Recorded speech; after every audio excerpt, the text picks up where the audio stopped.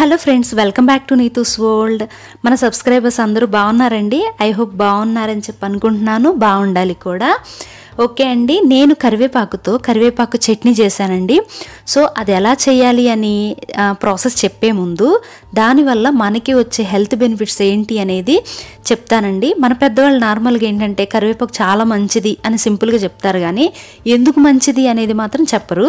But నేను ఏంటంటే ఒక 4 ఇంపార్టెంట్ పాయింట్స్ చెప్తాను. దాని యూజెస్ కూడా చూడండి, చాలా యూస్ఫుల్గా చెప్తాను మీకు. ఫస్ట్ పాయింట్ వచ్చేసి 2010లోనే కొలెస్ట్రాల్ని తగ్గిస్తుంది ఈ కరివేపాకు అనేది రీసెర్చ్లోనే తేలిందనమాట.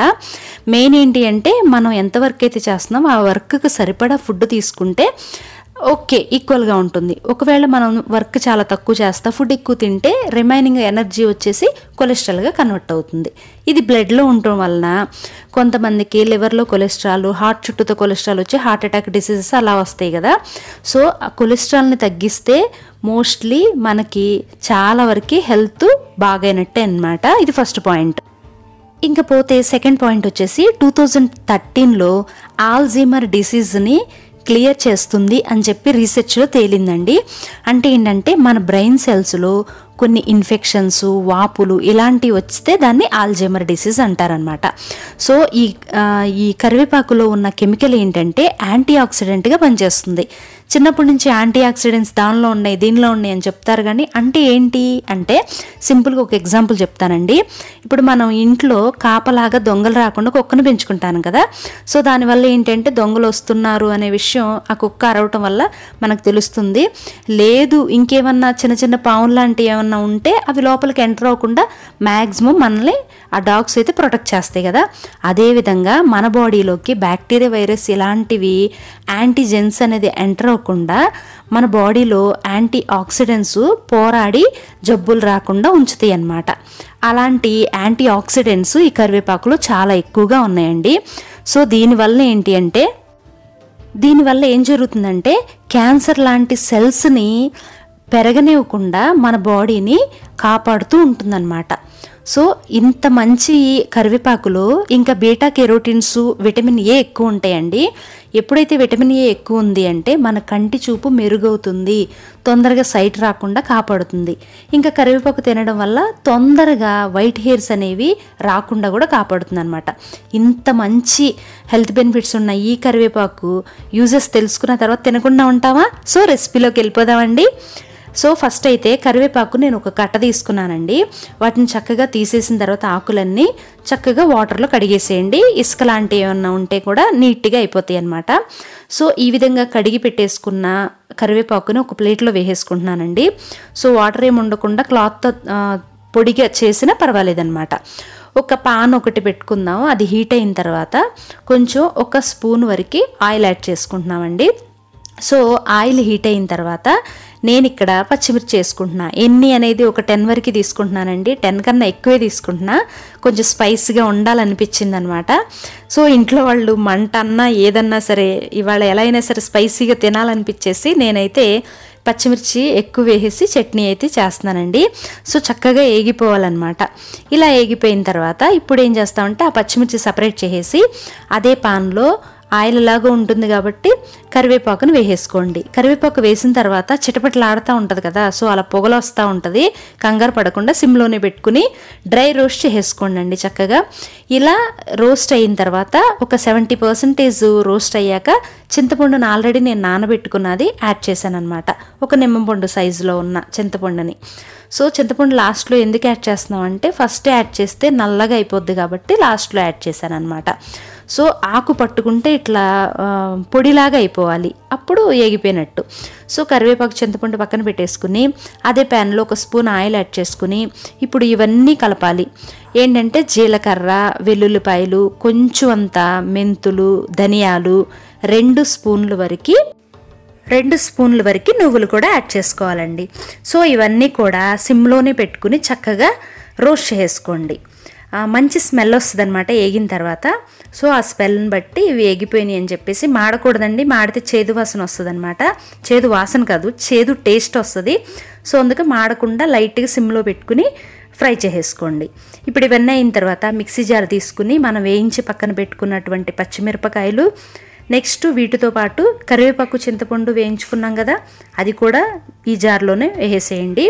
బాగా వేడిగా ఉండకుండా గోరువెచ్చగా ఉన్నప్పుడు చట్నీ చేయండి, చల్లారిపోయిన తర్వాత కాకుండా. నెక్స్ట్ వీటితో పాటు మనం వేయించి పక్కన పెట్టుకున్నాం కదా నువ్వులు, అవన్నీ కలిపి అది కూడా యాడ్ చేసుకోండి.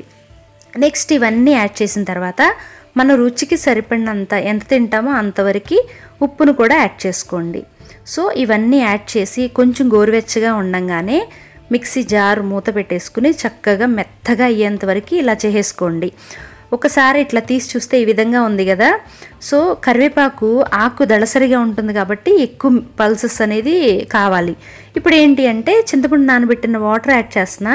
ఇంకా వాటరు మనకి పడతాయి కాబట్టి ఒక హాఫ్ గ్లాస్ వరకు వాటర్ యాడ్ చేస్తే గోంగూర పచ్చడి ఎంత జిగురుగా ఉంటుందో అట్లా ఇట్లా జిగురుగా చక్కగా మెత్తగా అయిపోయిందండి. సో ఇప్పుడు ఏంటి అంటే మనం తాలింపు వేసుకోవాలి కాబట్టి మంచిగా ఇప్పుడు స్టవ్ ఆన్ చేసుకుని హీట్ అయిన తర్వాత 1.5 స్పూన్ వరకు ఆయిల్ని యాడ్ చేసుకుందాం. ఇప్పుడు ఆయిల్ హీట్ అయిన తర్వాత పచ్చిశనగపప్పు కొంచెం, నెక్స్ట్ మినప్పప్పు తోలు ఉన్నా పర్వాలేదు, సాయి మినపప్పు తీసుకున్నా పర్వాలేదండి. నెక్స్ట్ ఆవాలు, జీలకర్ర, ఎండుమిర్చి, తర్వాత ఇంకొంచెం ఏంటి అంటే ఇంగువ కూడా, ఒక చిటికెడంతా ఇంగువ కూడా, వెల్లుల్లిపాయలు వచ్చేసి 3 తీసుకున్నానండి. వాటిని చితక్కొట్టి వేసుకోండి. అప్పుడు ఏంటంటే ఆ వెల్లుల్లిపాయలు ఉన్న రసం బయటకు వస్తుంది కాబట్టి మన పచ్చట్లోకి వెళ్ళి ఆ టేస్ట్ బాగుంటుంది, మంచి స్మెల్ కూడా వస్తుందన్నమాట. సో మంచి కలర్గా ఉండడం కోసం కొంచెం పసుపు కూడా యాడ్ చేసుకోండి. సో ఇవన్నీ యాడ్ చేసుకున్న తర్వాత ఫైనల్గా అన్నీ వేగిన తర్వాత కొంచెం కరివేపాకు కూడా యాడ్ చేసుకోండి. కరివేపాకు పచ్చడిలో కరివేపాకు లేకుండా అవసరం లేదు అనుకోవద్దు, యాడ్ చేసుకోండి. సో ఇవన్నీ వేగిన తర్వాత మనం మిక్సీ పట్టి పక్కన పెట్టుకున్నటువంటి మన కరివేపాకు మిక్చర్ని దీంట్లో కలిపేసుకోండి, చట్నీ మొత్తాన్ని. సో ఇంతేనండి, ఎంత చక్కగా కరివేపాకు చట్నీ అయితే మనకి రెడీ అయిపోయింది. ఇప్పుడు కలిపేసిన తర్వాత స్టవ్ అయితే ఆఫ్ చేసి తిప్పండి ఇలా గరిటతో, ఆయిల్ అవంతా పోపు అంతా కలిసేంతవరకు. సో ఇప్పుడు కనుక అసలు ఈ టేస్ట్ ఎంత బాగుందంటే అండి, చాలా బాగుంది. పోపు వేసిన తర్వాత స్మెల్కి నాకు తెలిసి ఈ వీడియో చూసే వాళ్ళకి మౌత్లో వాటర్ అయితే ఊరుతూ ఉంటుందని నాకు తెలుసు. టేస్ట్ కూడా అంతే బాగుందండి, నేను చెప్పడం కాదు, మీరు ఒకసారి చేసుకుని ట్రై చేసి చూడండి, చాలా బాగుంది.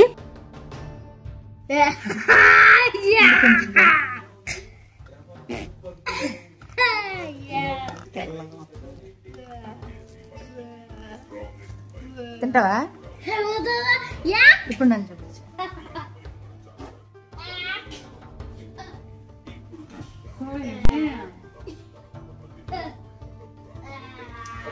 పెట్టినా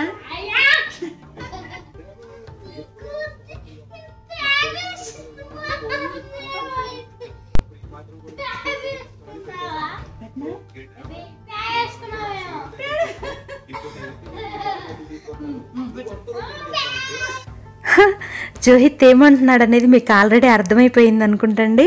సో గ్రీన్గా కనిపిస్తుంది కదా, అందుకని అట్లా అంటున్నాడండి. టేస్ట్ అయితే చాలా బాగుందండి. అసలు నేనైతే 3 డేస్ నుంచి ఆ కరివేపాకు పచ్చడితోనే తింటున్నాను అనమాట, అంత బాగుంది. సో మా హస్బెండ్కి అదేంటిదో చెప్పకుండా పెడుతున్నా అనమాట. సో అందుకని ఏ చట్నీ ఏంటి అనేది తిని చూసి చెప్పు అని చెప్పంటే స్మెల్ చూస్తున్నారు ముందు. సో ఫైనల్గా అయితే కరివేపాకు చట్నీ మాత్రం చాలా బాగుందండి. స్పైసీగా చింతపండు, నువ్వులు అలా వేసాం కాబట్టి టేస్టీగా కూడా అనిపించింది. సో ఇంత మంచి హెల్త్ బెనిఫిట్స్ ఉన్నాయి కరివేపాకు పచ్చడిని. పిల్లలు తీసి కరివేపాకుని పక్కన పడేయకుండా చట్నీ చేస్తే కన్ఫామ్గా అందరూ తింటారనమాట. మంచిదని ఎవరైనా చెప్తారు కానీ అది మాత్రం తినడానికి తినరు. మా ఇంట్లో అలా చేస్తారండి. నేను ఒక్కదాన్నే కరివేపాకు తినేది, మిగిలిన వాళ్ళందరూ కరివేపాకు తింటే మంచిదని చెప్తారు కానీ కరివేపాకు ఏరి పక్కనే పెట్టేస్తారు ప్లేట్లో. సో పిల్లలకి, పెద్దవాళ్ళకి కరివేపాకుని అలా పక్కన పెట్టకుండా వాళ్ళకి డైరెక్ట్గా పంపించడానికి ఇలా చట్నీలాగా ట్రై చేయండి. టేస్ట్ బాగుంటుంది, హెల్త్ కూడా ఉంటుందన్నమాట. ఇంత మంచి వీడియో చెప్పాను కదా, లైక్ చేయండి, కామెంట్ చేయండి, ప్లీజ్ సబ్స్క్రైబ్ చేసుకోండి.